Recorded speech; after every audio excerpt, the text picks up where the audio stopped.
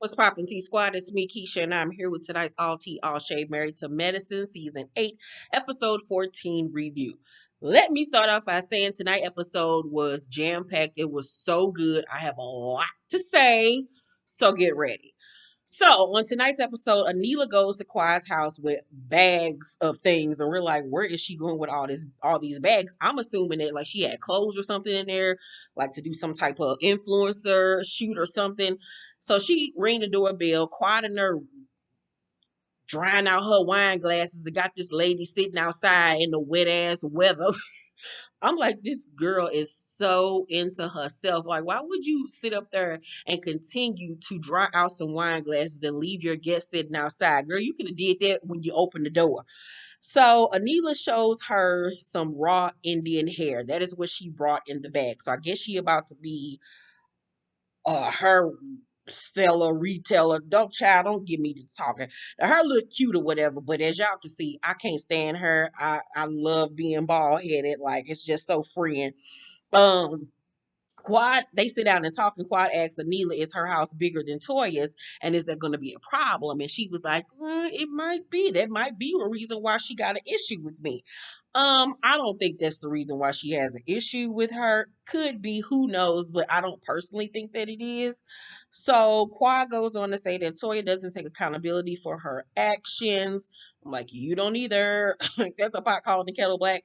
Quad was like, nobody put a gun to her head and said, talk about Quad on Instagram Live. It would be great if she just apologized. Now, remember a few weeks back, I showed you all the video where Toya said that she had already apologized to Quad after the live. She immediately called her, was like, ooh girl, I was tripping. And she said that Quad was like, girl, I ain't even thinking about that. Let's talk about Mariah.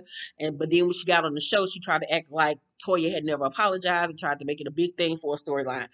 So I guess we'll find out more about Apartment Gate at the reunion. But regardless, it is so fucking stupid to be sitting up here arguing about because she called your apartment or your house an apartment or a townhome. Tomato, tomato. The fuck, it don't fucking matter. Um. So at Simone's house, Cecil comes home and she was like, I got to show you something. So Cecil was like, do I need a drink? Like, hold up, let me go give you something to drink. So he got him some eggnog. So they sit down at the on the couch and she turns on the DVR. And on it is a news story. And the newscaster says that MAJL Diagnostics is owned and operated by this woman. And on the screen is a picture of Lisa Nicole Cloud. And I'm like, fix it, Jesus, fix it. So the newscaster says each of these patients from South Georgia to Metro Atlanta share the same problem. They followed an advertisement for free COVID testing at Black churches and underserved communities across the state and never received the results. Sisu just started laughing and just rubbing his head like, my. Lisa Nicole is some shit tonight. I'm like, she did all of this shit to be back on the show, and then you come back on the show just to get embarrassed again. Like, make it make sense, Lisa. So Simone was like, so here I am planning the town hall meeting. Do you think people are really gonna show up with Lisa Nicole in the news? She gonna have to address this with the ladies. And she was like, and I'm gonna have to call Heavenly, and I know the first thing she gonna say is I told you so.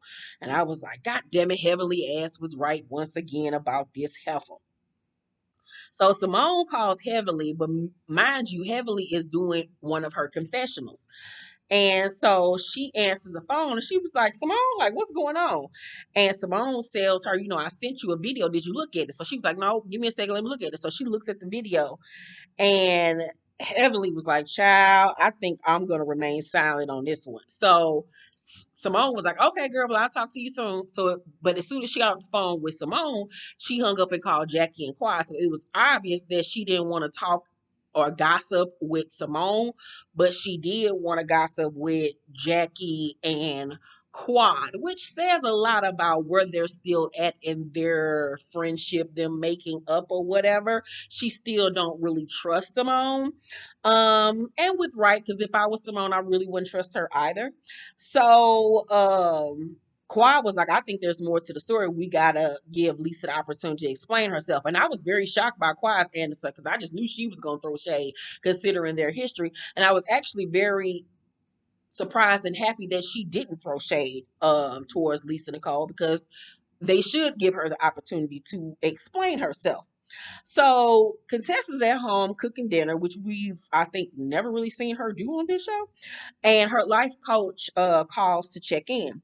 So the as they're speaking, Scott comes home and he was like, you want me to leave? She's like, no, we just wrapping things up. You can stand right here. So she's at the countertop and he stands behind her on his phone.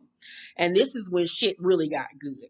So the life coach says, remember, we talked about how pain has been the thing that has led you. There's a part of you that doesn't like to whine, doesn't like to complain. And Scott does one of these like, who the fuck she talking about? I know she ain't talking about your complaining ass.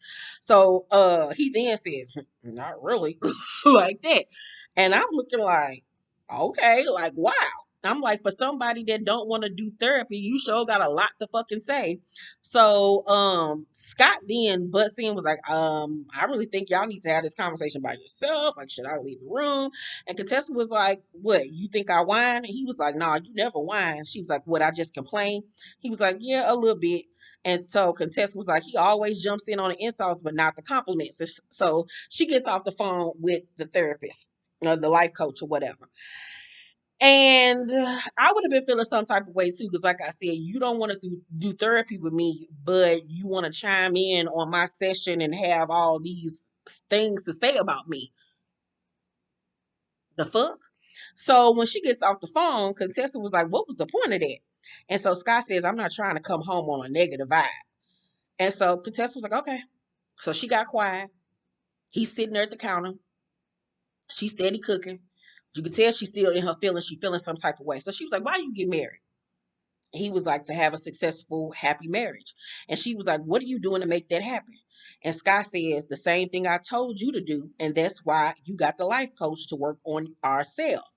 So I'm looking like, what you mean the same thing you told her to do? Get a life coach? When the fuck this nigga get a life coach? Like, huh? I'm like, what?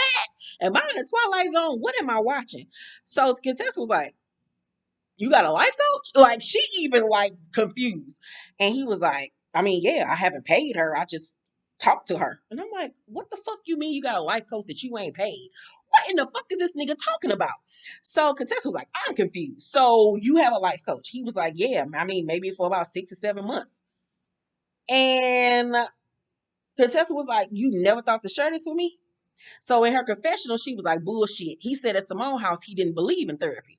So then Scott was like, I just talked to her periodically. And I was looking at the damn television screen, y'all, and I got so mad.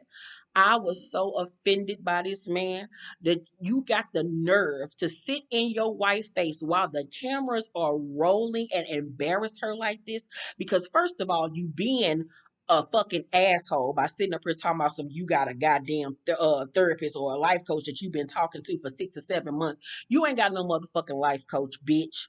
You don't. You talking to another woman, and he went on national television to, in a roundabout way, basically tell his wife that, yeah, I'm talking to somebody else. And did it on national television. You sitting up here gonna tell me to my face while these camera people are in our kitchen that you talked to some woman on the phone? Girl, I don't understand how Contessa didn't grab that pot and throw whatever was in that pot of stew on his ass. Cause I know you lying. I know you motherfucking lying that you ain't gonna play in my face and got the nerve to sit up here and tell me you talked to another bitch on the phone that ain't no fucking life coach therapist or whatever. You gonna talk about some you ain't never paid her? I don't know no life coach or no therapist that's sitting up here giving out free advice, especially to somebody of your means and stature that can afford to pay that person. So you basically telling me that you on the phone with another bitch just sitting up there talking. Oh, okay. Oh, so then, um, Contessa was like, but she's not somebody you pay. He was like, nope, haven't paid a dime. Woo, Jesus. So Contessa was like, how you meet her? He was like, I looked up on the internet. So Contessa in her confession was like, this is classic Scott. I feel like I live with the Riddler. I don't know what's true and what's fake when it comes to him. And it's the guys out of the truth. That man likes to play mind games with her. He likes to mind fuck her. So Contessa says to him, talking to you was like talking to a concrete wall. And she tears up at this point. And Scott was like, I don't think I'm that bad of a dude. And Contessa was like, I'm not saying you're a bad person. I'm telling you that we are disconnected. Every time I try to talk to you, you either run away or you say you don't want to talk about it ever. So Scott was like, are we going to talk or we going to have an interrogation? So Contessa's like, what am I supposed to do? If you don't want to talk or you don't want me to try, I'll just stop trying. If you do want to act like you're in it, act like you're in it. So then this motherfucker jumps up from the goddamn counter and says, I'm not gonna do this with you today, and gonna storm off. Girl, that nigga give you everything that you need to know that he is cheating on you. He's gaslighting you like niggas do when they cheating on you, try to make you seem like you crazy, like you doing too much, like you whining and complaining all the time. Meanwhile, they having a guilty motherfucking conscience because they know they out there cheating on you. And that's exactly what Scott is doing. Scott is out there cheating on her, and he had the nerve to tell her in a roundabout way while the motherfucking cameras were rolling that he been talking to another bitch for 6 to 7 months. And then when she sits up here and cries to you, you act like she's doing the most when she's trying to save y'all marriage. And you need to be happy she even wants your pencil head ass. Little knothead ass nigga like Scott walking around her like he Denzel, like he Damson Idris, like he Idris Elba. Like nigga. Contessa is a beautiful woman. Contessa gonna be able to find her somebody else. You ain't attractive like that. It's the money for me. Like that's the only reason why some bitch will really be all up on your team. Like let's be clear, sir.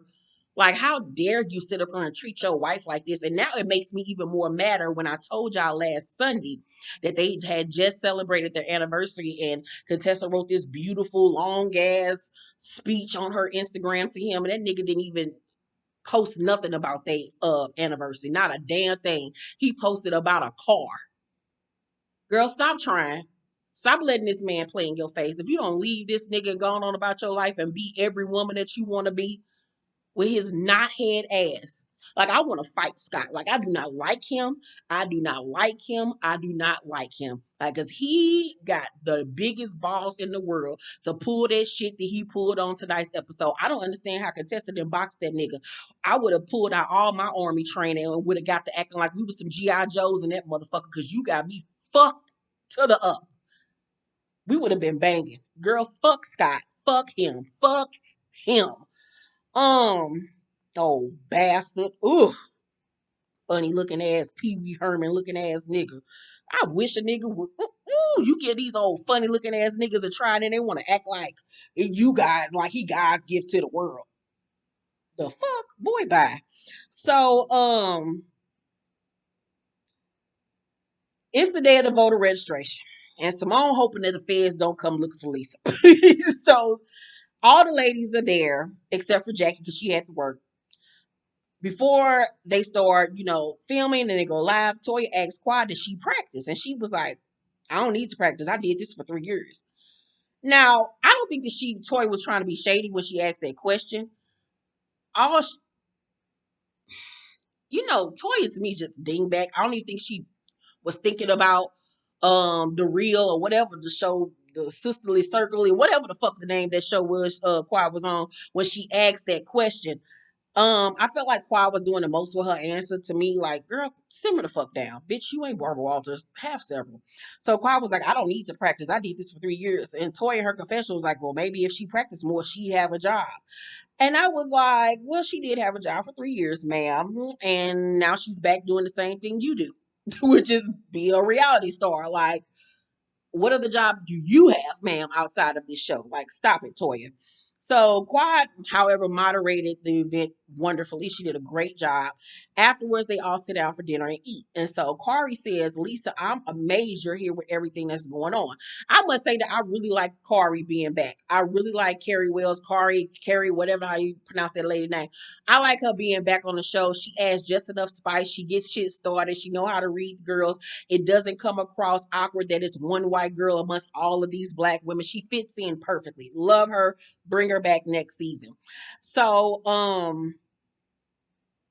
Lisa was like, yesterday was the day from hell. Back in July, we had the delayed results because that's when the cases were spiking in Georgia.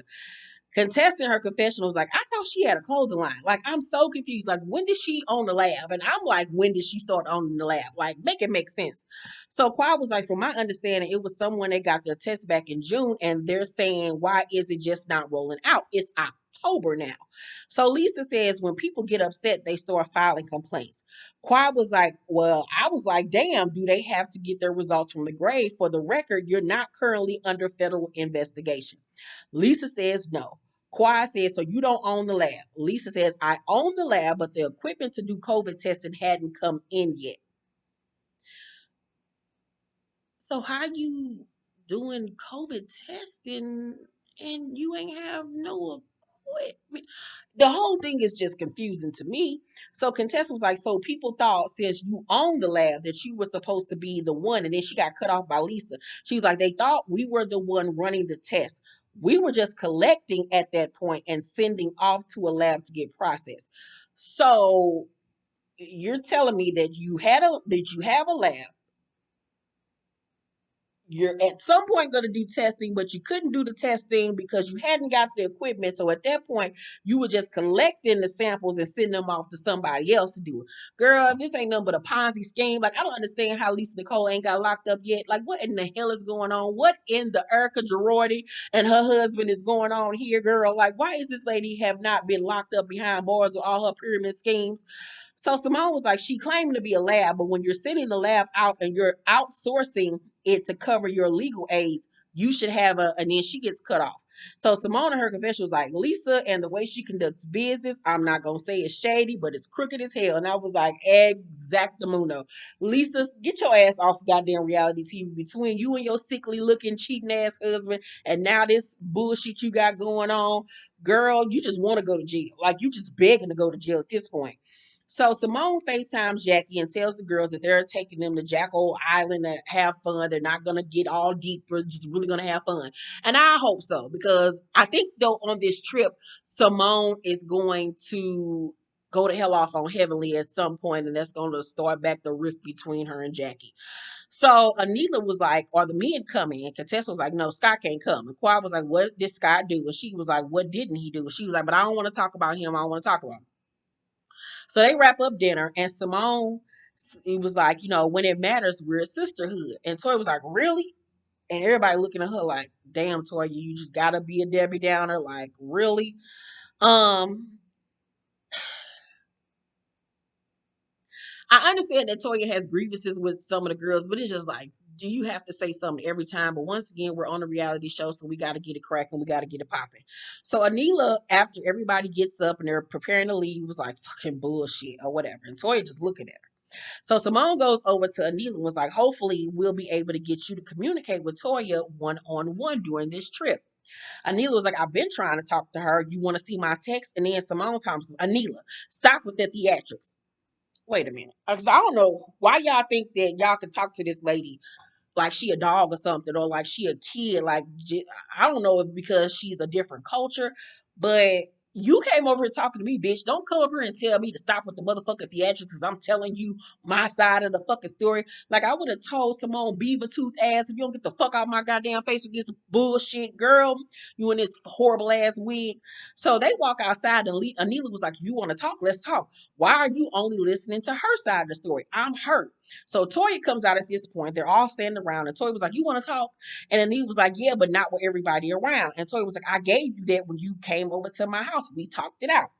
So Anita was like, "Did you call me after that?" And Toya was like, "Does it matter? You went to Kari." And then we see a flashback to her to Anila telling Kari that she's trying to take her friend from her, take Toya away from her. Girl, let's rewind it all the way back. First of all, I agree with Toya that yes, Anila, I gave you the opportunity for us to have a one-on-one conversation. We said we was gonna squash it. Now, considering the state of our friendship and where we was at, if she didn't call you after that, I would just chalk it up to, okay, we have an understanding, but we ain't as close as we used to be no more. If you really still wanted to try, then why didn't you pick up the phone and call her? But I wouldn't even be sweating no bitch at this point. So the whole thing with Anila saying to Carrie, you trying to take Toya from me? Like, are we in the third grade? Like, I don't understand grown ass women that say stuff about that. Say stuff like that about another woman or a man. Like, you trying to take my friend away from me? Like, the fuck? We ain't on the playground. What in the hell is going on here? So Anila was like, did I ever talk bad about Toya? Did I ever? Have I ever? You talked about me. I'm done. And then she leaves like she Erica Kane or some shit, and Toy was like, that dramatic ass exit. And I just cracked up laughing because it was a lot. But you can tell like she's frustrated and she feeling some type of way because if what the people told her was true about Toya talking about her, then yeah, my feelings would be hurt. So Simone was like, I think she's really hurt. And Toy was like, no, because you had the audacity to say we come together. Simone was like, I think you're afraid to be vulnerable with the group. Tell Quad, because Quad is standing there right now. Tell Quad you don't want her talking about your finances because it hurts you. So then they get to arguing and yelling again. And Toy was like, when I came to your apartment, Quad was like, I don't have an apartment. It's a townhome, little girl. First of all, who you call the little girl? I would have boxed Quad in them big ass dick suckers she called lips. But first of all, why is it such a big deal about this lady calling your place an apartment? You think I give a fuck if somebody called my loft an apartment or a condo or whatever? I don't give a fuck. It's beautiful. I don't give a fuck. Like so, um, Toy was like, I'm sorry. The reality is I've never been to your apartment. And then she realized she said it again. She's like, I'm sorry. I didn't mean it as an insult. So Quad was like, all I wanted is an apology from you. And so at that point, I guess they were supposed to have been squashed it, but obviously it hasn't been squashed. So Anila visits Jackie at her home, and I was so shocked to see Jackie in a pair of off-white sneakers. I'm like, who hit Jackie to some off-whites? They were the ugliest off-white sneakers I've ever seen. They looked like some shit Jackie would pick out, but nonetheless, I was very shocked by that. And she had on a little Karl Lagerfeld sweater. I was like, come on, Jackie, come on, Groot. So Anila tells her about the comment Toya made at the table. So they flash back to Toya saying, I can't even pick friends right. So that's what made Anila say fucking bullshit at the table. So Anila was like, y'all know her, what's going on with Toya? Jackie was like, if you want to fix it, you gonna have to just get her one on one. And Anita was like, I've tried that. And so Jackie was like, then you might just need to let it go. Certain friendships are for a reason or a season.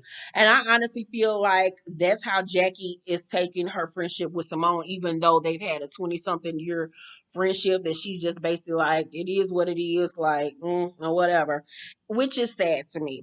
So it's the day of the trip. The ladies get on Lisa's RV. This is her actual RV that she owns. Well, at least that's what she's telling us.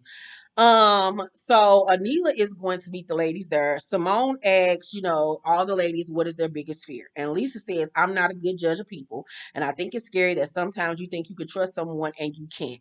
And I was like, oh Lord, why did she just open up this can of worms? Like Lisa Nicole does it to herself. It's just too easy to read her. So Simone was like, and a lot of what you put out is what you get back. So Lisa was like, I think I'm trustworthy. And Heavenly was like, I think it's how you conduct business. You're not transparent. You're running the damn COVID testing lab and you don't have any equipment to do COVID testing, which is fucking asinine. So Lisa was like, I have the equipment. It ain't against the law. Heavenly was like, then why are you on the news? Lisa was like, because the results were delayed. So then they argue back and forth, and Heaven's like, you a dumb fucking crook. And they stand up, and Lisa was like, you a dumb bully ass bitch. Put this trifling bitch off my goddamn RV.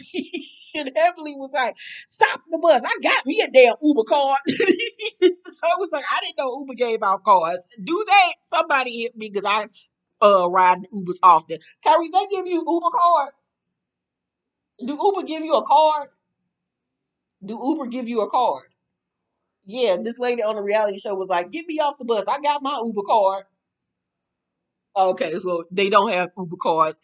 That was some old lady shit that Heavenly ass had said. But honey, I hollered when she said I got my Uber card. I'm like, Heavenly, you mean your AARP card? Like, girl, sit down somewhere. Your life alert card. Anywho, that was my review on Married to Medicine. It was a great episode. It's so sad to see the breakdown of Contessa's marriage, but I just hope she finds the strength to leave this nigga because he is playing all in her face and being so disrespectful. It's obvious that he's cheating on her. He keeps on trying to blame her, act like she's the problem because of the guilt that he feels for cheating on her. Just be a man about yours and leave her instead of doing what you're fucking doing. Like, cause Scott, you got like fucked up with your funny looking ass. Like, how dare you cheat on me and then gonna try to gaslight me to act like I'm the problem with your funny looking ass? Like, how dare you? Like, really? Really, sir? Bastard. Anywho, y'all let me know what y'all thought about tonight's episode down below in the comment section. Make sure to thumbs up this video, like and subscribe, and hit that notification bell button. My birthday box will remain on sale until this upcoming Sunday, so you still have one more week to cop yours before they're off sale. Also, make sure you check out my Amazon storefront. A lot of things that you've seen in my home, I got from Amazon, so check out my Amazon storefront and cop you some things. I love you, and I will see you on the next one. Bye.